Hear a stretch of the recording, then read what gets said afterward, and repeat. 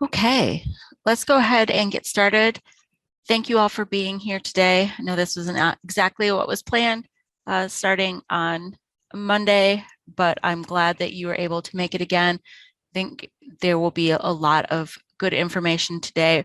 We're going to be covering again some of what we did on Monday for those who were not here for it, and it will perhaps have a little bit more context for you for those who did attend. So we're going to be talking about the addition of carousels to the Evergreen OPAC and in the version 3.7 that we upgraded to almost a month ago. It's been pretty nonstop here at the State Library since then, getting new features deployed as expected, getting old features working as they should be, and a bunch of things. So we kind of feel like we're still in the upgrade. You may not, but I will say that from my perspective, it was also a very successful upgrade because it's such a big deal. It's a big piece of software and so many moving parts and so many people using it.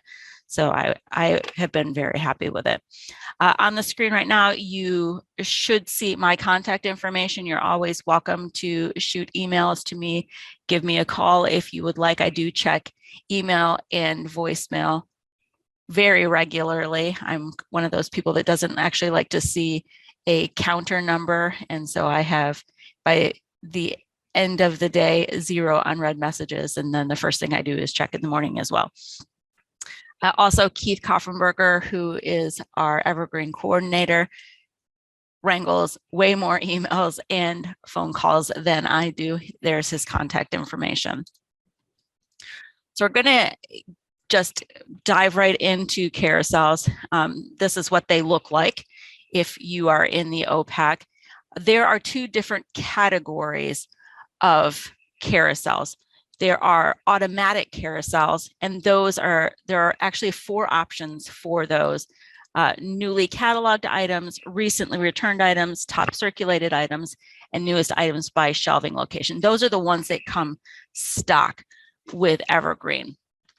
Some of you have likely come across one type of these automatic in your OPAC. We have deployed for nearly all the libraries these 2 New York Times bestseller lists for hardcover fiction and children's picture books. There were actually 6, and we noticed that there was a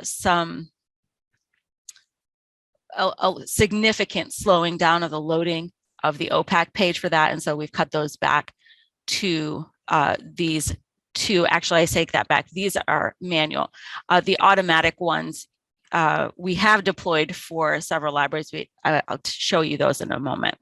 And then we have the manual ones, and that's essentially everything else. The things when you think of creating your own carousels, those are those manual carousels. And these are examples of some manual carousels that I created from the New York Times bestseller lists. When we're talking about manual carousels, we're going to be talking a lot about record buckets, but we'll get there. So the automatic carousels, those 4 types, those are, you can see here, I put here a default. You're going to get a URL, which we'll talk about, and you can kind of see up here, I didn't put a box around it, but in the URL for this OPAC, this is for West Lafayette Public Library, there is a default there, and it is the newest titles at that library. There's a little bit of not so default kind of behavior for multi-branch systems, which if you want to talk about that, we can, or you'll just see it. Those are going to be managed centrally for a variety of reasons, mostly because there's some idiosyncrasy right now with the deployment of those. And so in terms of the permission levels, so we have to manage them. Thankfully, there are only those 4 types. And so it's not really that big of a deal. And we'll talk. For manual carousels, those are going to be created from a record bucket. They do require a permission to be added to a staff account. That permission right now is currently ad hoc, but it's going to eventually be added to the local administration and Cat 1 permission groups, who will then be able to grant it if necessary or desired to other non-shared staff accounts. So that's something that we will want to talk about. Maybe not in this class, but it will definitely be in the documentation who that should be given to. And then there will be step-by-step instructions that will be located in the local administration training manual. I'm hoping to have those written out today, at least in a draft version, to then be added in by Monday or Tuesday of next week, so that there is easy reference, and I can include that in your follow-up emails as well. So you'll have a link to this recording. You'll have a link to the general documentation for carousels, but then you'll also have the step-by-step instructions and considerations for Evergreen, Indiana. And I apologize, I have been losing my voice on and off the past few days, so I may have to mute myself and grab a drink just to continue talking. So, and you can see on this screen that there is this default, these newest titles, and that's one of those automatically generated carousels. And I'll show you how that shows up here in a few moments. And then there is another one here. This is a manual carousel that I honestly threw together about an hour ago and was able to put this. And this is actually on the consortium's Carousel website. So the steps for creating a manual carousel are really quite easy. I am very happy about between this feature and the cover art uploader, they're easy to use features. Now, there are some considerations and some critical thinking that you're definitely going to need to use as you are considering creating these carousels, which we'll get there. But the process to create them is very simple. So you're going to start with a search. It can either be a catalog search where you're adding things to a basket, or it can also be done directly in the record bucket interface.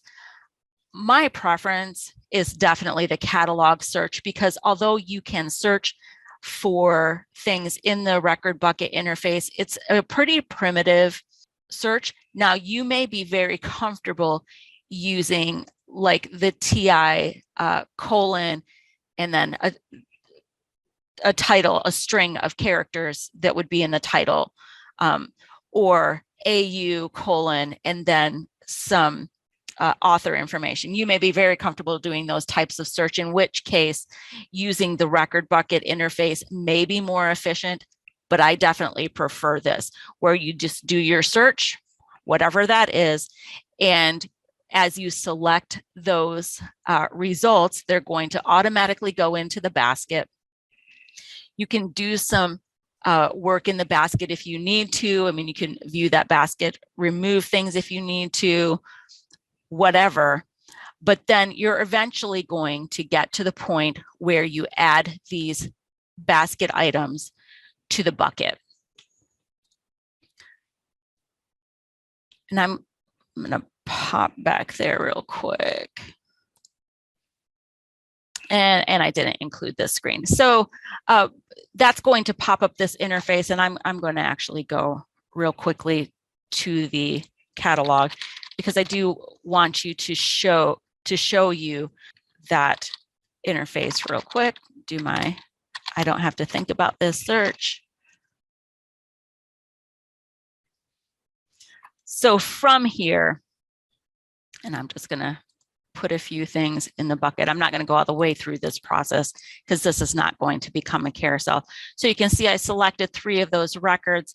I have 3 things in my basket. I'm going to go ahead, add that basket to a bucket, and that's going to open this interface that you may or may not have used yet.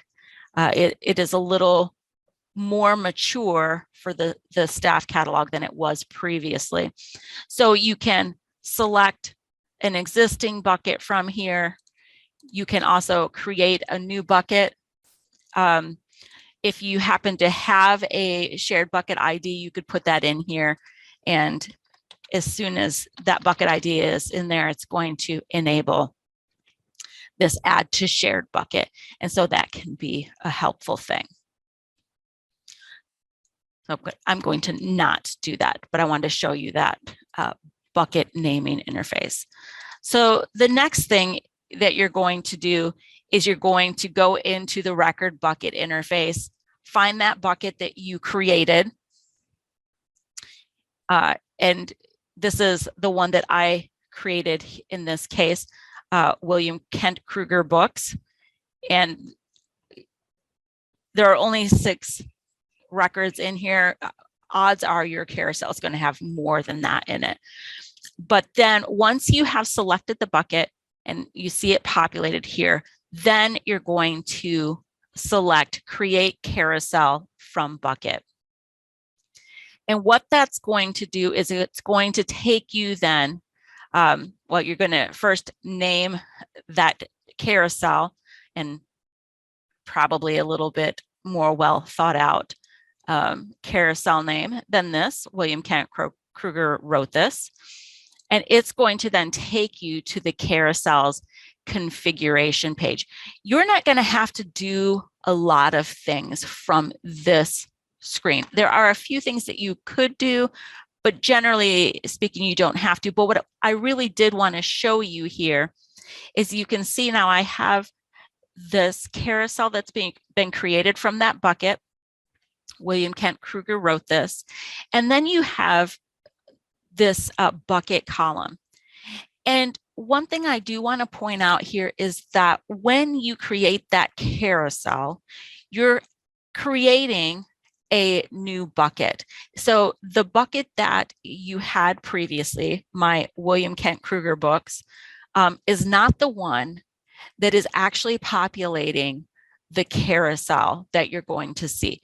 In fact, it comes from this one that has been copied. The reason that is important, and I found this out through practice and help, is that if you want to change the things in that bucket, you're going to need to go to this one that is created as opposed to the original one that was used to generate. So you'll come into this carousel's configuration page, you'll have your list of carousels, and then you're going to actually click on the link here that will take you into the bucket where you can add or subtract records from there, which will change what is displayed in the carousel on your OPAC. I know that there are a lot of things that I'm talking about at this point. Please make sure to put any questions that you have in the chat box. If you want everybody to see them, make sure that everyone is selected from the drop down there next to 2. If you want to come directly to me, you can have hosts and panelists or my name. I will tell you, I'm kind of bad about seeing things that are only addressed to me. And I just kind of assume that everybody can see them until I look back after I have completely de-anonymized what was going on. So just keep that in mind. We're going to talk about that in just a second, Catherine. The question being, how many carousels can a library have going at once? So we have now then this bucket that has been created, a carousel bucket, and can see in Carousel's configuration. This does not automatically make this show up on your OPAC. The next thing that you're going to actually have to do is you're going to go into local administration and then go to where it says Carousel Library Mappings. This is a very understandable thing for me because I think about the mapping of data all the time, which I'm pretty sure that not everybody else does. So if you click on that, it's going to come to this interface where it says, and this, I have, again, this editor up here. Let me pop through here. We're going to go to live. I took a picture, but not a good one.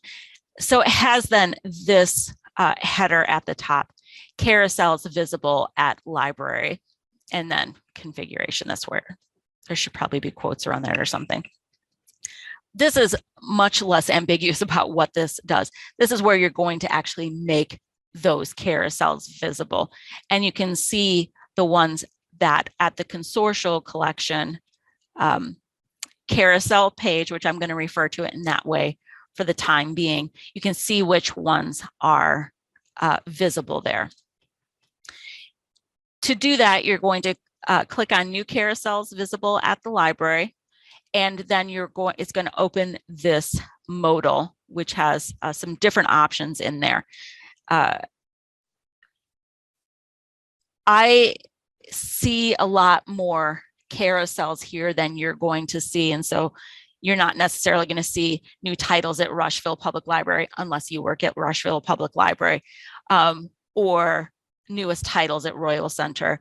So all of those things are not going to necessarily show up for you. You can also start with a type ahead that will get you closer if you remembered what you named the carousel, if you do have a long list of things in there, or a long list of options of carousels that are available to you. So, but that dropdown is going to populate this list. Then you have some other things to that are optional for you to choose. You are going to want to select your library. If you're in a multi-branch system, there's going to be some decisions you make. Which specific do you want it to be for your whole consortium, in which case, or your whole system, in which case it would be the system level, or do you want it to be for your branch or something like that? And if you have questions about that as you are setting things up, of course, just contact us. So we named this carousel back when we were creating it from the record bucket. And of course, I came up with this silly name. You do have the option to then put in here an override name. I didn't in this case. I wanted it to show up as I did.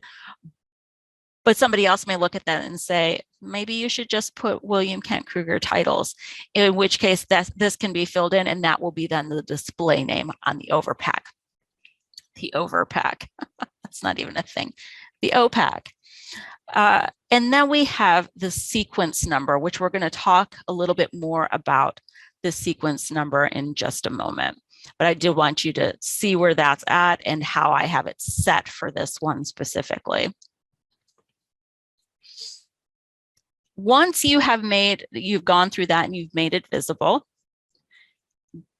it's going to display. Now, some things about those sequence numbers. You can see that I have, first of all, this automatic collection up here, automatic carousel, another one that I created, so a manual one, and then the one that I just showed you that also created. And I showed you that sequence number. So the default for these is 0. And 0 means that it is actually the first one that will display. I have, and I'm going to actually pop back here, and you can see on the screen that I have established a sequence number here because I wanted to control how they displayed. So I have this carousel with a sequence number of 1, meaning it's going to be the second one that displays. And then I have the one that I just showed you with the sequence number of 2. And you can see here that it does display with that automatic one, which has a sequence number of 0, and then in this order. If I go in, and I'm going to go ahead and I don't think it's going to make a difference at this point. So the other thing that I did put on here, the non-sequenced carousels are going to use the carousel ID number or an ID number. It kind of depends, and we don't always, it changes from interface to interface which ID number is going to determine the order that it displays on the page.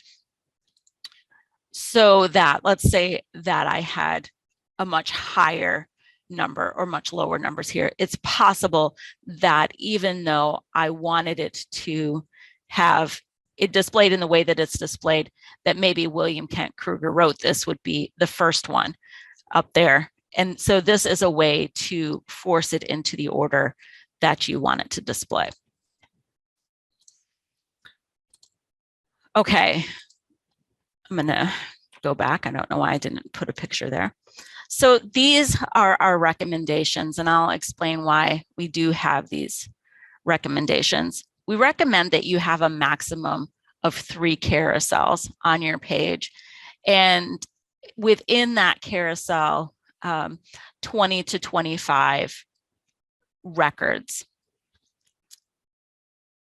That is almost exclusively because of performance issues. Some of you may have run across the OPAC when I was still figuring some things out and had inadvertently enabled, I think it was probably like 45 to 50 automatic ones on the general Evergreen page, and it wasn't loading for anyone. And so then we also, I had 6 of those New York Times bestseller lists up there, one for each of the main ones that go out. And that also caused the OPAC to take about 10 to 15 seconds to load, which is definitely beyond the time when somebody said, oh my goodness, this is broken. So even though it was working, it certainly didn't act like it was working. It's important to note too that those manual lists that I created there, they had between 10 and 15 records only. In terms of the automatic carousels, we're limiting those to 20. So it's the 20 newest things. So keep that in mind.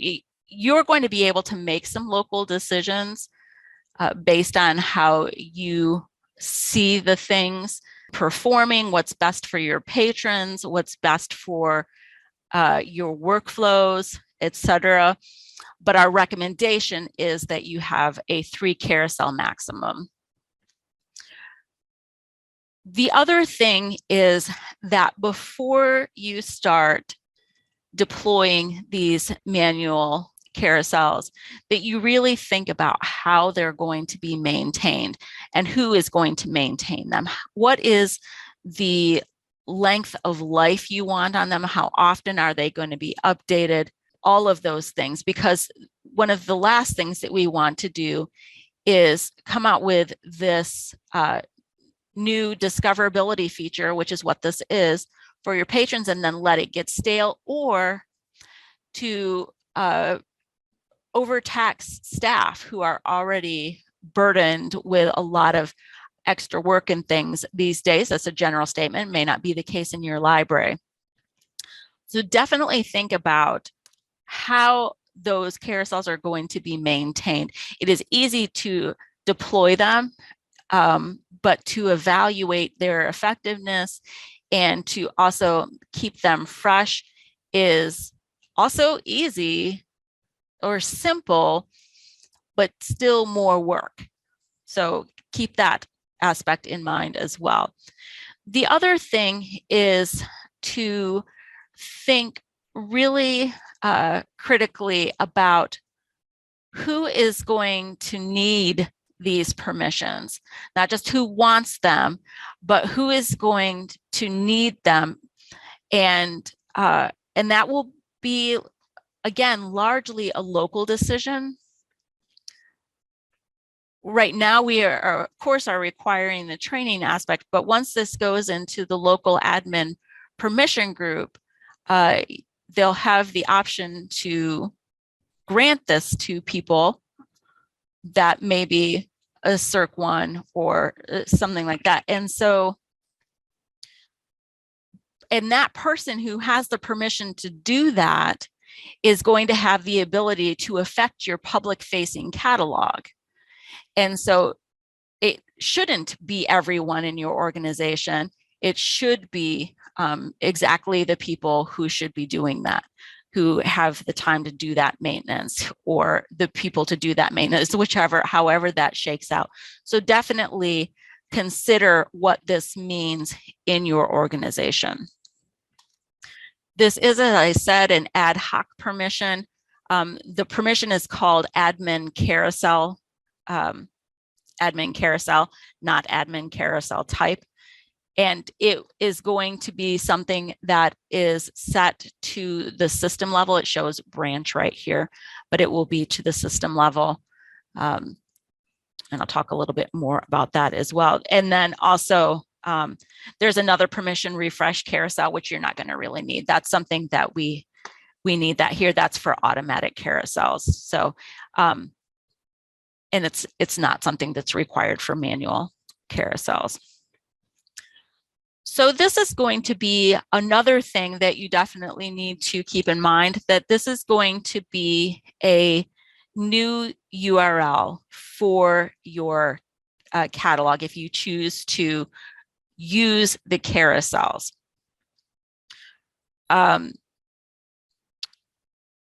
So in this case, if you choose to deploy additional carousels here, you can see this.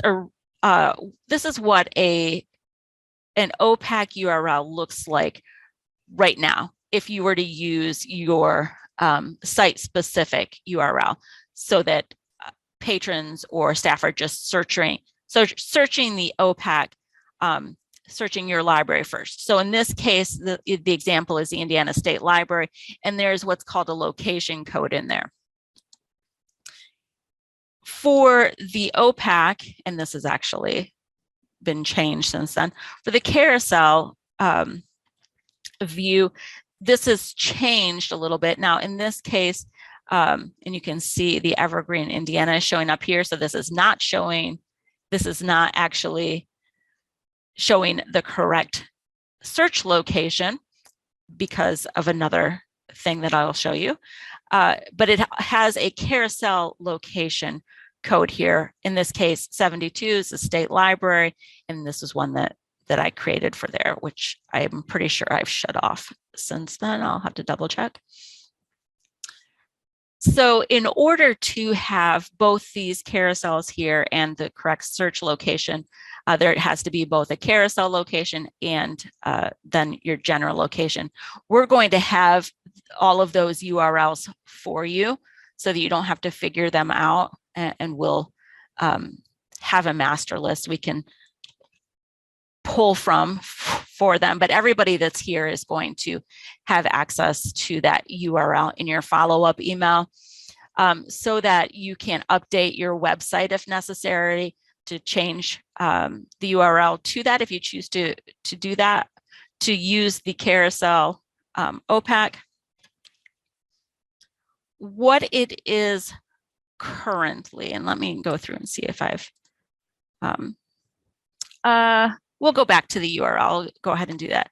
So in terms of maintenance of these carousels, there are two modes. So we have the automatic carousels, which are going to be those newly cataloged items. And for any maintenance, anything that needs to change with those, you're just going to submit a help desk ticket. For the manual carousels, maintaining those, you're going to, as I said before, go into that generated bucket through the Carousels configuration page, as well as the carousel mapping if you want to remove something from being visible, you can just delete it on that page and it will disappear. So in the generated bucket, you can add and remove things, records, and then in the carousel mapping, you can make things visible or invisible. And making them invisible is just a matter of deleting them from the list on that page. So if I wanted to, I'm going to actually do this. If I wanted to remove this from here, I'm just going to delete that. And now if I go see if my browser helps me or hurts me today.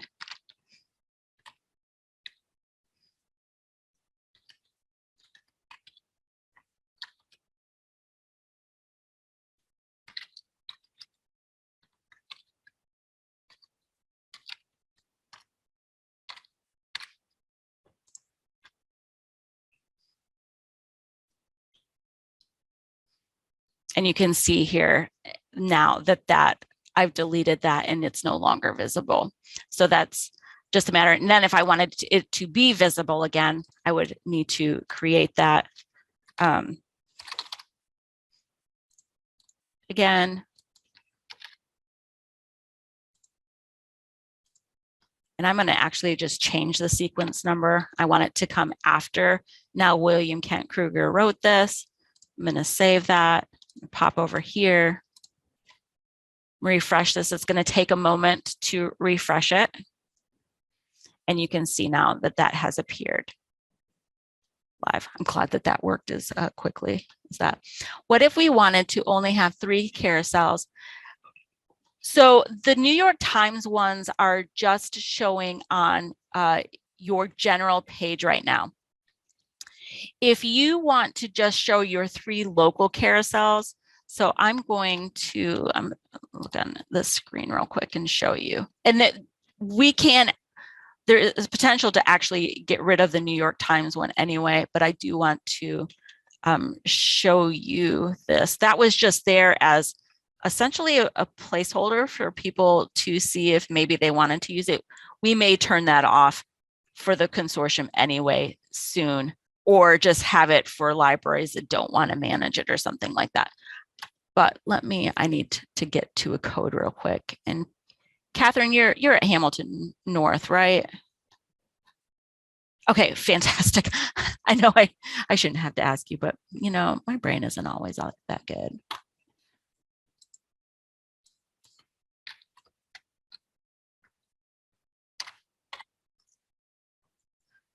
I'm glad that you can't actually see my face right now where I'm scrunching my nose up trying to read things. So I'm going to take a look at Hamilton North local, and you can see right here that there are these bestsellers. But if I go to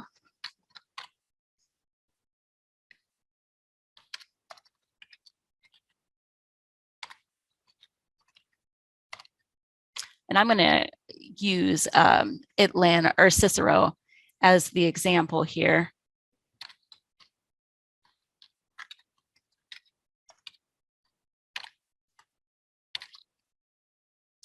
So you can see here that there is nothing actually displaying.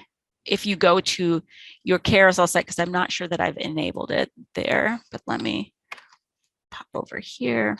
And so because there is nothing there, you could actually be using the carousel site and not have that anything show up. Let me see if I can get an example of somebody that I know is actually live here. So this is Adams County. And so at their Geneva branch, you can see that if I just go there where their carousels are enabled, that I just see the newest titles at that branch. And but I'm going to go to their system level. I might have actually done something funky there, so we'll check. We'll see. And so at the system, it's showing the newest titles at both Geneva and at Decatur. in this same, so there's just the one here. So for your carousel site, it's going to just for the time being have one carousel that is going to show the newest items at that branch or at that system, depending where you're scoped to. Will the newest titles at our library carousel be automatically? Yes, they're going to be automatic. And you'll have the option whether or not you want that to show or not. And we have some little configuration that we can also do where you could have your newest titles at the branch and then another carousel that says newest titles at the system if you're in a multi-branch system. So that's an option there.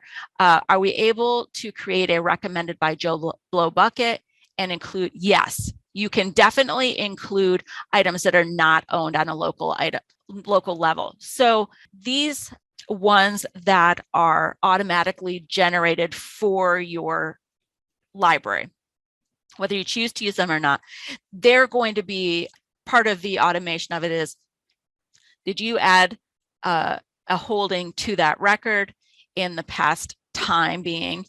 And if so, then it shows up in that list. But these are record buckets. And so there does not have to be any item actually attached to what goes into that bucket. Although I highly recommend that you do have, like, pick a record that has items so that when people find it, they can actually, get it. But it definitely does not have to be something that is at your library. And that can be very helpful if you're doing like a recommended author or something, and maybe you don't locally collect it, or you're encouraging people at your library to do more resource sharing from throughout Evergreen, the consortium. So really the sky is kind of the limit with this, at the same time recognizing that we recommend no more than 3 carousels per site.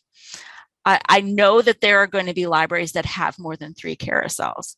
If you have more, please don't do a ton more, because it's just going to impact how quickly this loads, which is going to frustrate your staff and patrons. So definitely balance that out. But we're not going to be really checking on it unless somehow, which I don't know that you actually can, affect the entire consortium. Any other questions? And the more questions you have, man, this is a very fun feature for me, but I think I caused some issues with Evergreen earlier in the week, for which I apologize. I wasn't the only one, but I learned something, that if you create automatic carousels, which you all won't be creating automatic carousels, but they automatically become visible. Whereas a manual carousel does not automatically become visible. It has to be mapped. So I accidentally went through the process where they were all mapped to the Evergreen homepage for the catalog. Any other questions? Can we put the carousel on the splash page of our website in the catalog page too? Not at this point, Catherine. That would have to be some development by somebody outside of here, whoever does your website development, that could somehow pull that information and generate it on your website. That's a great question, and something that I think a lot of libraries were hopeful for, and maybe something that comes along down the road, the same way that the catalog search came down as a widget at one point. There is development. I have somebody talking in my ear. There is development for carousels as a widget, which would be what you are describing. But it is not done yet. So we're hopeful that will, it is in the testing phase though, so it may be the next upgrade that we see that, if testing means that they get all the bugs worked out of it. Anything else? So another thing that I will say too, and I'm gonna go and use Adams County as an example here. If, as you are looking at your carousels and you see that there's not an image here, I'm going to click on this, Chronicle of a Serial Killer. This is a good opportunity to do some more investigation to see if there is cover art available for it. Maybe it needs to go on another record. I have not checked this, so don't think that I'm trying to throw Adams County under the bus. Not at all. This is something that is obviously a new title, and sometimes that can be difficult, especially with DVDs. It may be such that it's appropriate to use the cover art uploader to add images to that, or it may be something that you just kind of wait on. And I'm going to do a little bit of investigation here.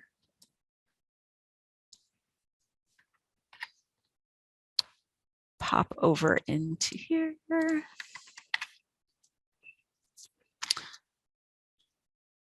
So I see that this is the only copy that is on here, but now I'm going to do a catalog search.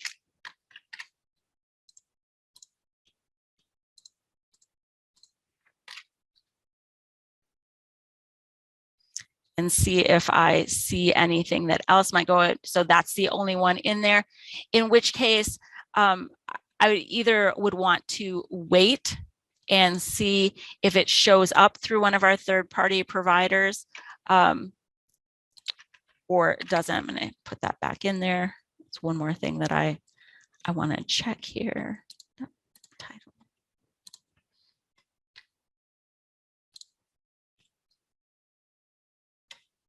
And this was created, 10 days ago. So it's very likely that this will have cover art that will show up in the next month or so. And if it doesn't, then I would probably go back. So one thing I will say about these automatically generated carousels as well, and this is what I want, is that they are set to, there's never going to be anything that is older than a year in here, but they are the 20 most recent things that were added to your local catalog, however that's scoped there. So things are going to fall off probably quicker than you can add cover art. And anything that says Dollywood, we know that's eventually going to have cover art. Is it going to show up in time? Would I necessarily say, oh, let's definitely go in and add cover art for that? Not necessarily. And keep in mind that cover art uploading is an additional permission. So any other questions about carousels? So on Monday, you're going to get a follow-up email that's going to include a link to this presentation. It will be on YouTube.